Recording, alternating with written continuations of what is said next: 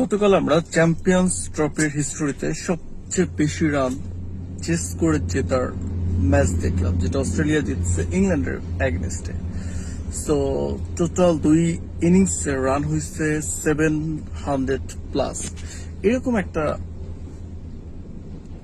সিরিজে যেখানে আমরা আমাদের দল খেলতেছে, আমাদের ক্যাপ্টেনকে রাখবো কিনা, দলে সে থাকার মতো ক্যাপাসিটি আছে কিনা, এটা নিয়ে আমরা অনেক বেশি কনফিউজড। বিকজ তার রিসেন্ট যে পারফরমেন্স, রিসেন্ট যে ফর্ম, এতে সে দলে না থাকাটাই আমাদের দলের জন্য, মানে বাংলাদেশের জন্য শ্রেয়।